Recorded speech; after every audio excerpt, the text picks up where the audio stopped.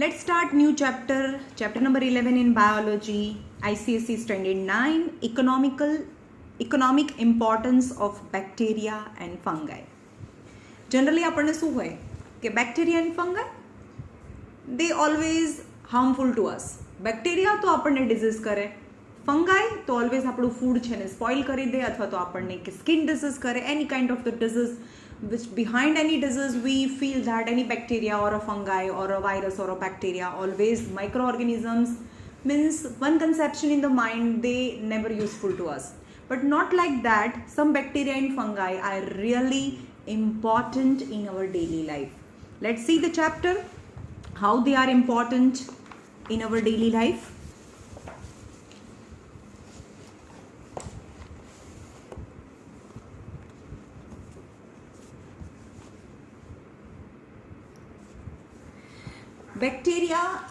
Bacteria and fungi in the earliest system of classification were kept together under Thallophyta. है ने classification તમે classification તમારે આ વખતે સ્કીપ થઈ ગયું છે, તમારે મતલબ ડિલીટ થઈ ગયું છે. નહીં તો એનિમલ ક્લાસિફિકેશન અને પ્લાન્ટ ક્લાસિફિકેશનમાં થેલોફાઇટા, બ્રિયોફાઇટા, ટેરિડોફાઇટા બહુ બધું હતું. એમાં થેલોફાઇટા એની બહુ primitive type of micro organisms હોય અને થેલોફાઇટા ક્લાસની નીચે મૂકેલા હોય. તો ઇનિશિયલી બેક્ટેરિયા અને ફંગાઈ એ ક્લાસિફિકેશન હોય ને એનિમલનું ક્લાસિફિકેશન છે એમાં થેલોફાઇટા ગ્રુપની નીચે મૂકેલા હતા. Of the plant Kingdom classification એટલે કે પ્લાન્ટના ક્લાસિફિકેશનમાં સૌથી પહેલાં થેલોફાઇટા છે. આગળ હશે આમાં પ્લાન્ટ ક્લાસિફિકેશનમાં.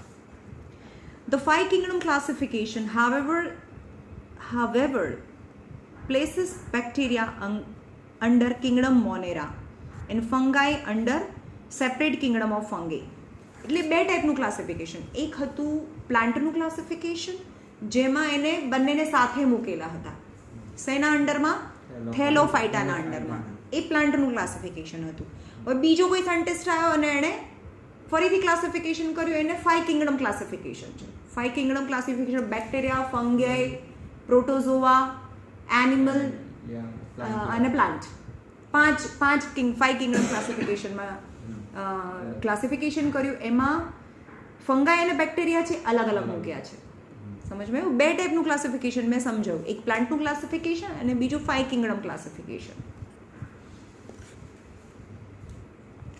તમારા રબર ઢીલા થઈ ગયા છે, કાલા માસ્ક ન પહેરતા. The two important features found in these two groups are, આ બંને ગ્રુપમાં સરખું શું છે? એક ફંગાઈ છે. ફંગાઈ કેમાં લાગે? ફંગસ જેમ કે રોટલી છે, હે ને? રોટલીને તમે ડબ્બાની અંદર મૂકીને 4 to 5 days મૂકી દો, બંધ કરી દો, હે ને? અને 4-5 દિવસ મૂકી દો અને પછી ખોલો તો એમાં ફંગસ લાગી જાય. That is fungus. And the bacteria, which is unicellular, we cannot see them by naked eyes.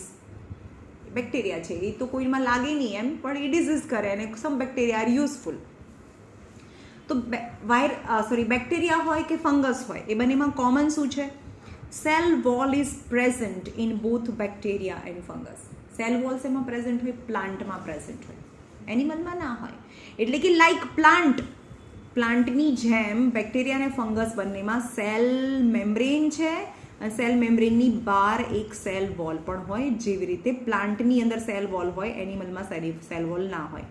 તો દે રિઝેમ્બલ્સ એઝ પ્લાન્ટની જેમ એને સેલ વોલ છે. Chlorophyll is absent. હા, પણ પ્લાન્ટ હોય તો ક્લોરોફિલ હોય, એનું ફૂડ જાતે બનાવે, પણ આમાં ક્લોરોફિલ નથી. સમજમાં આવ્યું? Two contrasting characteristic. Cell wall is present but chlorophyll is absent. Now સૌથી પહેલા બેક્ટેરિયા લઈએ. Bacteria are unicellular organism containing a single chromosome which is not bounded by nuclear membrane. Actually generally cell કેવો હોય? આ cell છે, એનું nucleus હોય અને એનું ન્યુક્લિયર મેમ્બ્રેન છે, ન્યુક્લિયર મેમ્બ્રેન હોય અને એની અંદર શું હોય? ક્રોમોઝોમ હોય જે ડીએનએથી બનેલું હોય, ક્રોમોઝોમ હોય. તો હવે બેક્ટેરિયા કેવું કહે છે? Bacteria is a single cell, એક સેલથી જ બનેલું હોય, that is unicellular and in the cell they have chromosome હોય, પણ આ ક્રોમોઝોમ છે એ ન્યુક્લિયર મેમ્બ્રેનથી બાઉન્ડેડ ના હોય અને બાઉન્ડ્રી ના હોય. સમજમાં આવ્યું? Very primitive type. જે સેલ થોડો બી ડેવલપ છે ને, ડેવલપ ટાઈપનો સેલ કોને કહેવાય? કે જેમાં સેલ હોય, ન્યુક્લિયસ હોય ને ન્યુક્લિયસ મેમ્બ્રેન પણ ડિસ્ટિંક્ટિવલી વિઝિબલ હોય, તો એ ડેવલપ સેલ કહેવાય. તો બેક્ટેરિયાનો સેલ છે ડેવલપ ના કહેવાય. ખબર પડી? બેક્ટેરિયાનો સેલ છે આ સીડીને થોડો ધક્કો મારીને તમે અહીંયા થોડા નજીક આવો, પાછળ ધક્કો મારી દે, બસ.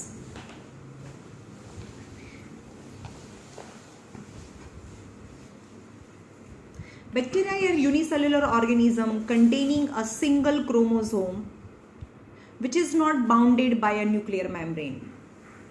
These are found everywhere. Bacteria everywhere you can find. Everest ઉપરના ટોપ ઉપર જાઓ ને તો ત્યાં બી બેક્ટેરિયા હોય. કોઈ પણ એરટાઇટ કન્ટેનર હોય તો બી એની અંદર બી હોય. ડીપ ઓશન, ધ સી, ઓશનમાં બી હોય, સોઇલમાં બી હોય. તમારા હાથમાં પણ અત્યારે પણ જો માઇક્રોસ્કોપમાં જુઓ તો મિલિયન્સ ઓફ બેક્ટેરિયા હોય. બેક્ટેરિયા કોઈ બી જગ્યાએ જુઓ, તમારી આજુબાજુમાં કોઈ બી પ્લેસ જે બેક્ટેરિયા ના હોય એવું હોય જ નહીં. તમે તો સારી આપણને માઇક્રોવર્લ્ડ દેખાતું નથી. જો ઝૂમ કરીને દેખાતું હોત તો આપણને લાગે કે આ બધા કીડા છે, આખું ઘર એવું દેખાતું નથી. એકચ્યુઅલી બેક્ટેરિયા બધે જ છે. These are found everywhere, in air, in water, in soil, even in food, even inside the living body. And some bacteria are useful as those found in the human intestine. આપણા ઇન્ટેસ્ટાઇનની અંદર એક bacteria છે જે useful bacteria છે, જે તમારે ડાયજેશનમાં help કરે.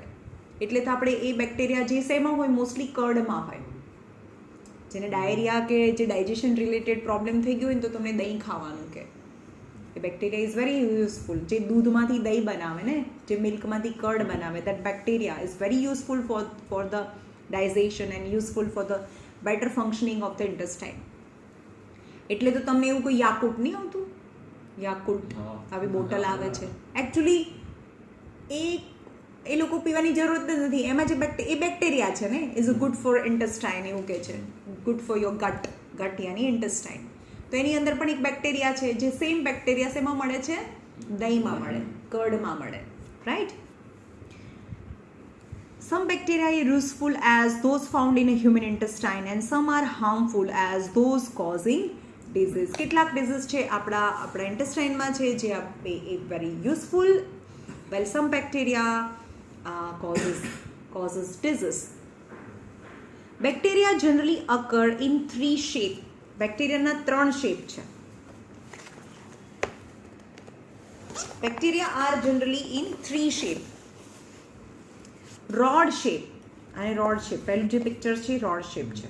Rod shape bacteria are called as bacilli. Second is sphere shape. Bacteria are known as coccus. And spiral shape bacteria are known as spirulum bacteria. Spirulum bacteria. And rod shape, sphere shape, and spiral shape. And as per the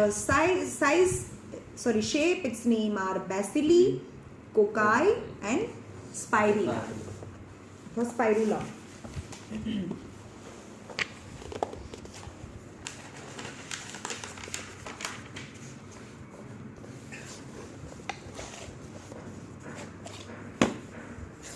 structure.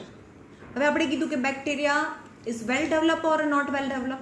Not well develop, કારણ કે એની આજુબાજુમાં nucleus membrane છે જ નહીં, એટલે વેલ develop નથી.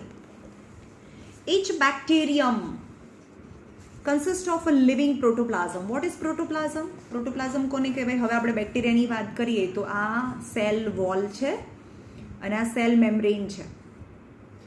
એને સેલની વાત કરીએ તો આ સેલ વોલ, આ સેલ મેમ્બ્રેન, અને સેલ મેમ્બ્રેનની અંદર જે પણ લિવિંગ મટીરિયલ હોય એને પ્રોટોપ્લાઝમ કહેવાય. તો લિવિંગ પ્રોટોપ્લાઝમ છે. લિવિંગ પ્રોટોપ્લાઝમ એની all organelles are present, Golgi body, lysosome, etcetera etcetera. તમે ફર્સ્ટ ચેપ્ટરમાં, સેકન્ડ ચેપ્ટરમાં જોયું. Bounded by plasma membrane. હા, તો આ પ્રોટોપ્લાઝમ છે, આ પ્રોટોપ્લાઝમ કહેવાય. તો પ્રોટોપ્લાઝમની બાઉન્ડ્રીને શું કહેવાય? પ્લાઝમા મેમ્બ્રેન, અથવા એને સેલ મેમ્બ્રેન બી કહેવાય, પ્લાઝમા મેમ્બ્રેન બી કહેવાય. તો પ્રોટોપ્લાઝમ, આ પ્રોટોપ્લાઝમ શેનાથી બાઉન્ડ થયેલું હોય? પ્લાઝમા મેમ્બ્રેન અથવા તો સેલ મેમ્બ્રેનથી. વિચ ઇઝ કોટેડ બાય, અને એની બાજુમાં કોનો કોટ હોય? બાર પાછું સેલ વોલ હોય. Sometimes a slimy protective layer called capsules is present outside the cell wall. કોક વખત આની આજુબાજુમાં એક સ્લીમી વેરી થીન પ્રોટેક્ટિવ લેયર બીજું પણ હોય, જેને આપણે કેપ્સ્યુલ કહીએ. કેપ્સ્યુલની અંદર પોતાની પ્રોટેક્ટ કરે. બહાર જો ફેવરેબલ કન્ડિશન ના હોય, બહુ હોટ હોય, બહુ કોલ્ડ હોય, તો એ ડાય ના થઈ જાય, એટલે એની આજુબાજુમાં બીજું પણ એક પ્રોટેક્ટિવ લેયર હોય, that is known as a capsule layer. In cytoplasm, well-defined nucleus is absent. Nucleus હોય જ નહીં. વેલ-ડિફાઇન્ડ ન્યુક્લિયસ એટલે ન્યુક્લિયર મેમ્બ્રેન હોવું જોઈએ. આવી રીતે અહીં વચ્ચે ન્યુક્લિયર મેમ્બ્રેન હોય એવું નથી. એટલે well defined nucleus is absent. But chromatin material, આમાં પણ ક્રોમેટિન મટીરિયલ તો છે, જે નીચે આપેલું છે, દેખાય છે? આ ક્રોમેટિન મટીરિયલ યુ શેપ, આવું સ્પાઇરલ જેવું, એ ક્રોમેટિન મટીરિયલ છે. But chromatin material as a single chromosome is present at a central region. જે એકચ્યુઅલી ક્યાં હોય? અહીંયા હોય, ન્યુક્લિયસની અંદર હોય. પણ આમાં તો ન્યુક્લિયસ જેવું છે જ નહીં, એટલે કે ક્રોમેટિન મટીરિયલ છે સેન્ટરમાં હોય, પણ એની આજુબાજુમાં કોઈ બાઉન્ડ્રી ના હોય. રાઈટ? મૂવમેન્ટ એક જગ્યાએથી બીજી જગ્યાએ કેવી રીતે થાય? તો હવે એનું સ્ટ્રક્ચર જુઓ અહીંયા. એના સ્ટ્રક્ચર કેવું છે? આ જે તમને બહાર જે દેખાય છે સેલ વોલ છે, એની અંદર દેખાય છે એ પ્લાઝમા મેમ્બ્રેન અથવા સેલ મેમ્બ્રેન છે. એની અંદર જે વાયોલેટ કલરનું દેખાય છે એ સાયટોપ્લાઝમ છે. સાયટોપ્લાઝમની અંદર જે આ સ્ટ્રેન્ડ છે સ્પાઇરલ શેપના, એને શું કહેવાય? સ્પાઇરલ શેપના છે ને ડીએનએ કહેવાય, અથવા તો એને ક્રોમોઝોમ કહેવાય. એને સિંગલ ક્રોમોઝોમ, એક ક્રોમોઝોમ છે. અને ક્રોમોઝોમ છે એ ડીએનએથી બનેલું હોય. આખું ક્રોમોઝોમ છે અને ક્રોમોઝોમના નાના નાના ભાગને ડીએનએ કહેવાય. સમજમાં આવ્યું? આ આખું ક્રોમોઝોમ છે, પણ આટલો ભાગ એટલે એક ડીએનએ હોય, આટલો ભાગ એટલે બીજું ડીએનએ હોય. રાઈટ? અને બહાર સેલમાં એક લોંગ વીપ લાઇક સ્ટ્રક્ચર હોય, એને ફ્લેજેલા કહેવાય. ફ્લેજેલા. રાઈટ? તો મુવમેન્ટ એનાથી કરે. Movement occur with the help of a long thread like structure called flagella. ફ્લેજેલાને બીટ કરે, આમ કરે, એટલે એક જગ્યાએથી આગળ જાય. ન્યુટ્રિશન એટલે એનું ફૂડ જાતે બનાવે? ના, because they don't have chlorophyll, so they don't make their own food, so they depend on other for their food. Nutrition in bacteria can be heterotrophic. Yani they depend for the food on others. Autotrophs નથી, heterotrophs છે. Heterotroph, that is, they obtain nourishment from other organism. But બીજા ઓર્ગેનિઝમમાંથી નરિશમેન્ટ રહેતા હોય તો પણ એને સેપ્રોફાઇટિક કહેવાય અને પેરાસાઇટિક કહેવાય. સેપ્રોફાઇટ્સ કોને કહેવાય? સેપ્રોફાઇટ્સ, પેરાસાઇટ્સ, સિમ્બાયોટિક, બહુ બધા ટાઈપના ન્યુટ્રિશન હોય, ટાઈપ ઓફ ન્યુટ્રિશન છે. એમાં સેપ્રોફાઇટ કોને કહેવાય? સેપ્રોફાઇટ એટલે જે ડેડ થઈ ગયું છે, જે જીવતું નથી, જે ડેડ થઈ ગયું છે, એમાંથી જે ન્યુટ્રિશન લે તો એને સેપ્રોફાઇટિક ટાઈપ ઓફ ન્યુટ્રિશન કહેવાય. પણ લિવિંગ બોડીની અંદર રહીને એ લિવિંગ બોડી પણ જીવે છે અને એની અંદર લઈને ન્યુટ્રિશન લેતા હોય તો એને પેરાસાઇટ કહેવાય. જેમ કે મારા માથામાં જૂ પડે તો એ પેરાસાઇટ કહેવાય. મચ્છર પેરાસાઇટ કહેવાય, કારણ કે લિવિંગ બોડીમાંથી ન્યુટ્રિશન લે છે. સમજમાં એવું? પણ વલ્ચર, તમે ડિસ્કવરીમાં જોતા હશો, વલ્ચર એ શું કરે? પહેલાં શિકાર કરી દે. લાયન છે, કોઈ પણ બફેલોનો શિકાર કરી દે, એને જેટલું ખાવું એટલું ખાય, પછી એ બધા જતા રહે ને એટલે વલ્ચર આવે. તો એ લિવિંગમાંથી લે છે કે ડેડમાંથી? ડેડમાંથી લે છે. તો એ થયું સેપ્રોફાઇટિક ટાઈપ ઓફ ન્યુટ્રિશન. સમજમાં આવ્યું? Saprophytic nutrition, that is the drawing nourishment from the decaying dead organism. જે ડેડ થઈ ગયું છે અને એ ડેકે થવા લાગે, સડવા લાગે, તો એમાંથી એ ન્યુટ્રિશન લે. And a parasitic type of nutrition, that is drawing the nourishment from the body of a living organism. હવે respiration can be aerobic as well as anaerobic type, એટલે કે એ ઓક્સિજનની પ્રેઝન્સમાં અને ઓક્સિજનની એબ્સન્સમાં પણ રેસ્પિરેશન કરી શકે. એટલે કે જે ઓક્સિજનની પ્રેઝન્ટમાં કરે તો એને એરોબિક કહેવાય અને ઓક્સિજનની એબ્સન્સમાં કરે તો એનેરોબિક રેસ્પિરેશન કહેવાય. નાઉ રિપ્રોડક્શન ઇઝ અસેક્સ્યુઅલ ટાઈપ. અસેક્સ્યુઅલ કોને કહેવાય? રિપ્રોડક્શન. અસેક્સ્યુઅલનો મતલબ થાય only single parent can generate new organism. પણ નવું ઓર્ગેનિઝમ જનરેટ કરવા માટે મધર અને ફાધર મતલબ મેલ અને ફિમેલ બે ઓર્ગેનિઝમની જરૂર પડે તો એને સેક્સ્યુઅલ રિપ્રોડક્શન કહેવાય. બેક્ટેરિયા શું કરે? બેક્ટેરિયામાં સેક્સ્યુઅલ રિપ્રોડક્શન ના હોય. એક સિંગલ પેરેન્ટ છે એ એમાંથી આ એક જ સેલ છે, ચલો એક સેલ છે. હવે એક સેલ શું કરે? આવી રીતે એનો શેપ આવો કરી નાખે, પછી ધીમે ધીમે એ ખાંચ ઊંડી થઈ જાય અને એકમાંથી બે બેક્ટેરિયા થઈ જાય. તેમાં મધર અને ફાધરની જરૂરત જ નથી, એક જ બેક્ટેરિયામાંથી બીજા બેક્ટેરિયા બની જાય. તો reproduction is asexual by the means of fusion of a cell into two daughter cell. આને ફ્યુઝન થયું કહેવાય. ફ્યુઝન યાની સ્પ્લિટિંગ ઇન્ટુ ટુ પાર્ટ. એક સેલમાંથી બે સેલ બનવાની પ્રોસેસને ફ્યુઝન કહેવાય. તો આ સિમ્પલ ફ્યુઝન મેં બતાવ્યું છે નીચે તમને. એક સેલમાંથી બે સેલ બની ગયા. તો asexual mode of reproduction, simple fusion of the cell into two daughter cell. આ એક મધર સેલમાંથી બે ડોટર સેલ થઈ ગયા. Okay. By the transfer of chromatic material from one individual to another. અને આમાં જે ક્રોમેટિન મટીરિયલ હતું એ પણ અડધું થઈ જાય બંનેની અંદર. Now economical importance of the bacteria. બેક્ટેરિયાનું ઇમ્પોર્ટન્સ શું છે? Economical important. Bacteria are present all around us and they are intimately connected with us. Intimate yani very closely connected with our lives. They are both useful as well as harmful. Some of the important role of the bacteria are discussed below. કેવી રીતે useful છે આપણે એને discuss કરીએ. Role of bacteria. First, in ઇન્ડસ્ટ્રીની અંદર a large number of products are obtained due to bacterial activity. The first is formation of curd. Curd બનાવવા માટે, દહીં બનાવવા માટે આપણે શું નાખીએ? દૂધની અંદર થોડું દહીં નાખીએ તો એ શું કરે? જો દૂધને આમ જ બહાર મૂકી દઈએ ને તો સવારે એ પણ બગડી જાય, પણ તો પણ એ દહીં તો થઈ જાય, પણ એનો સ્વાદ સારો ના હોય. સમજમાં આવ્યું? પણ દહીં નાખીએ તો એ થોડું ખટાશવાળો સ્વાદ આવે. આપણે એમ દૂધની અંદર કંઈ જ ના નાખીએ ને તો આપણે દૂધ બગડી ગયું એવું કહેવાય, રાઈટ? પણ દહીં નાખી દઈએ તો એની અંદર થોડું મેળવણ નાખી દઈએ તો મિલ્કમાંથી કર્ડ થઈ જાય બીજે દિવસે સવારે. તો આપણે શું નાખ્યું? Some kind of the bacteria which is present in a curd which enhance the formation of milk into curd. દૂધમાંથી દહીં બનવાની પ્રોસેસને એન્હાન્સ કરે અને દહીં બનાવે. Milk is converted into curd by the bacterial action in which the lactose of the milk ની અંદર શું હોય? એક પ્રોટીન હોય જેને લેક્ટોઝ કહેવાય. Lactose of the milk is converted into lactic acid. લેક્ટોઝમાંથી લેક્ટિક એસિડ બનવા માટે એક બેક્ટેરિયા જોઈએ. via LBA. LBA નો મતલબ લેક્ટિક એસિડ બેક્ટેરિયા, જેને કહેવાય લેક્ટોબેસિલસ. લેક્ટિક એસિડ બેક્ટેરિયા એટલે કે લેક્ટિક એસિડ બનાવતા બેક્ટેરિયા છે. શું એમાં? દૂધમાં હતું શું? દૂધની અંદર કયું પ્રોટીન હતું?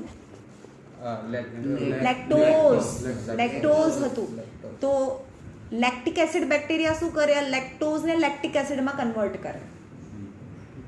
અને બેક્ટેરિયાનું નામ શું? લેક્ટિક એસિડ બેક્ટેરિયા અથવા તો લેક્ટોબેસિલસ. Sour test, sour એટલે ખાટો. Sour test of the curd is due to the formation of lactic acid. Curing of cheese. ચીઝને ક્યોર કરે. ક્યોર કરવું મતલબ એને રાઈપ કરે. ચીઝ છે ને જેટલું જૂનું ને, આપણે કેમ વાઇન જેટલું જૂનું હોય એટલું મોંઘું હોય, એવી રીતે ચીઝ પણ જેટલા, પનીર નહીં કહેતી હો ભાઈ, પનીર છે એ આજે બનાવો તો કાલે પરમ દિવસે 2 દિવસમાં વાપરી નાખવાનું હોય. પણ ચીઝ બહુ બધા ટાઈપના ચીઝ હોય છે. આપણે 2-3 ટાઈપના જ ઇન્ડિયામાં અવેલેબલ છે અહીંયા. ટોમ એન્ડ જેરીમાં જોતા હશો કાણાવાળું ચીઝ હોય, હે ને? તો બહુ બધા ટાઈપના ચીઝ હોય અને ચીઝને કેવી રીતે બનાવવામાં આવે છે ને એ પ્રમાણે એમાં હોલ થાય, એમાં ફ્લેવર્સ આવે, રાઈટ? અને કેટલા ટાઈમ સુધી બનાવવાની પ્રોસેસ કેટલા ટાઈમ સુધી ચાલે છે એ પ્રમાણે એમાં ફ્લેવર આવે. વર્ષો થઈ જાય ચીઝ બનાવતા, ઓછામાં ઓછા 1 વર્ષ 2 વર્ષ, ઓછામાં ઓછા 2 વર્ષ થાય એ ચીઝને એ જે ક્વોલિટી તમારે જોઈતી હોય.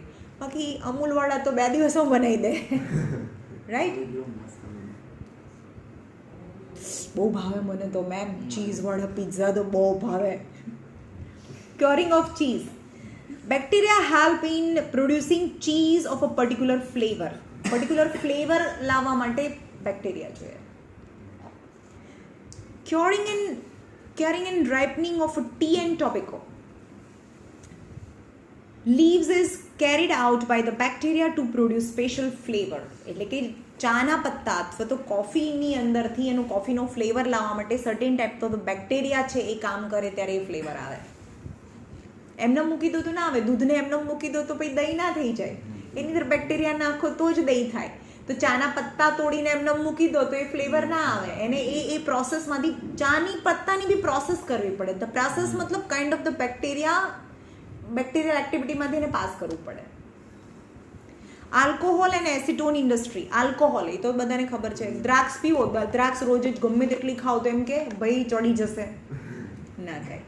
એ જ સેમ ગ્રેપ્સના જ્યુસને, ગ્રેપ્સનું જે જ્યુસ હોય એને કન્ટેનરમાં ભરી દે, એની અંદર સર્ટેન ટાઈપ ઓફ બેક્ટેરિયા નાખે અને in the absence of oxygen એટલે કે in the absence of air અને એમાં ફર્મેન્ટ થવા દે તો ગ્રેપ્સના જ્યુસમાંથી શું બની જાય?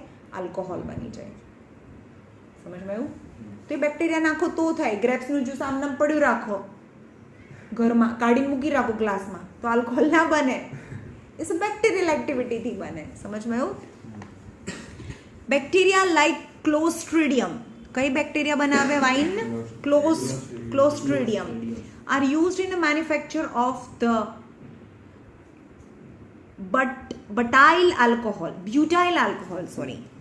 butyl alcohol and acetone from acetic acid. એટલે પહેલા એસિટિક એસિડ બને, તમે 10th માં આવશે organic chemistry.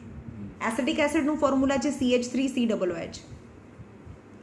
Acetic એસિડમાંથી butyl આલ્કોહોલનું formula છે CH3CH2CH2OH. Methane, ethane, propane, butane એટલે હજી પણ CH2 આવશે.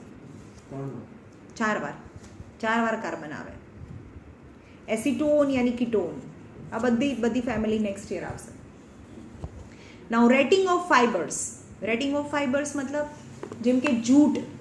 પહેલાં અત્યારે ઘઉં છે ને પેલી પ્લાસ્ટિકની કોથળીઓમાં આવે છે. તમે ઘઉં લઈ આવો સિઝનમાં, હે ને, સમર સિઝન આવે, ઉનાળાનું વેકેશન આવે એટલે ઘઉંની સિઝન આવે તો એક ઘઉં શેમાં આવે? પ્લાસ્ટિક જેવી બેગમાં આવે. પહેલાં શેમાં આવતા હતા? એ ગની બેગમાં આવતા હતા, કોથળામાં. કોથળા ખબર છે ને? કોથળામાં આવતા હતા. તો એ શું છે? કોથળું જે છે ને that is the jute material. તો જૂટ મટીરિયલ એકચ્યુઅલી શેમાં થાય? એ પ્લાન્ટ હોય ને એનું ટ્રંક છે, આખું આ પ્લાન્ટ હોય એનું આ ટ્રંક છે. આ બધા જૂટના ફાઈબર હોય. પણ આ જૂટના ફાઈબર એકબીજા સાથે એક ગમ જેવા સબસ્ટન્સથી ચોંટેલા હોય. હવે જ્યારે આ જે પ્લાન્ટ છે ને એને ઉગાડવાનો અને મોટો થઈ જાય ને, એકદમ મેચ્યોર થઈ જાય એટલે એને કાપી નાખવાનો. પછી આ બધી સ્ટીકને પાણીની અંદર પલાળી રાખવાની ફોર મોર દેન 1 month. એટલે એમાં એક બેક્ટેરિયલ એક્ટિવિટી થાય અને એ જે બધા રેસા છે ને એના, એ બધા એકબીજાથી છૂટા થઈ જાય. હા, સમજમાં? પછી એને જર્ક કરે ને તો બધા રેસા છૂટા થઈ ગયા. પછી એની અંદરથી ગની બેગ બને અથવા તો કોઈ બી કપડું બને, પર્સ બને, રાઈટ? તો એની માટે પણ બેક્ટેરિયા જોયા ને, એના રેસાને છૂટા પાડવા માટે. તો અહીંયા છે retting of fibre. The bacteria play an important role in the retting of jute and other fibre. Retting એટલે ખબર પડી ને? રેટિંગ કરવું મતલબ જૂટ ફાઈબર એકબીજા સાથે જે ચોંટેલા હોય એને સેપરેટ કરવું, ગમી સબસ્ટન્સને ડિઝોલ્વ કરવું પાણીની અંદર. Hydrolysis and fermentation of pectic substances. Pectic substances એટલે ગમી substance. pectic substance which bind the fiber together. જે ફાઈબરને પહેલા એકબીજાથી બાઇન્ડ કરેલા હતા અને બાઇન્ડ કરેલા હતા એ સબસ્ટન્સ એટલે ગમી સબસ્ટન્સ. અને ગમી સબસ્ટન્સનું નામ છે પેક્ટિક સબસ્ટન્સ. હવે પેક્ટિક સબસ્ટન્સનું શું કરે? હાઇડ્રોલાઇસિસ કરી દે, એટલે કે એને પાણી અડે, ગમ જેવી વસ્તુ હોય એને પાણી, અને એનું ફર્મેન્ટેશન બી થઈ જાય. ફર્મેન્ટેશન એટલે આપણે ઢોકળાને પલાળીએ અને જે આથો આવે ને એને ફર્મેન્ટેશન કહેવાય. એટલે એને પલાળે અને ફર્મેન્ટ કરે એટલે બધા રેસા છૂટા બી પડી જાય. એ સબસ્ટન્સ છે એનું ફર્મેન્ટ થઈ જાય એટલે છૂટું પડી જાય ત્યાંથી. And it is caused by the Clostridium butyricum. એ જે બેક્ટેરિયા છે એનું નામ. Now leather industry. Certain species of the bacteria are used in the preparation of a leather from the hides. Hides એટલે skin. Skin of the animal. Hides અને skin બંનેનું મતલબ skin જ છે. Skin of the animal. એટલે actually કોઈ પણ એનિમલની skin કાઢીને પછી મૂકી દો ને તો એ લાકડા જેવી થઈ જાય, હાર્ડ, સોફ્ટ ના હોય. પછી એની અંદર બેક્ટેરિયલ એક્ટિવિટી કરીએ ને ત્યારે એ સોફ્ટ થાય અને એની અંદરથી બેલ્ટ, શૂઝ બધું બને. નહીં તો આમ એકદમ પ્લાય ના હોય, એકદમ કડક એવી હોય, પણ એની અંદર બેક્ટેરિયલ એક્ટિવિટી થાય ત્યારે એ સોફ્ટ થાય. તો એ સ્કિનમાંથી મતલબ હાઇડ્સમાંથી લેધર બનાવવા માટે બી certain kind of the bacteria are useful. Okay, અહીંયા રાખીએ.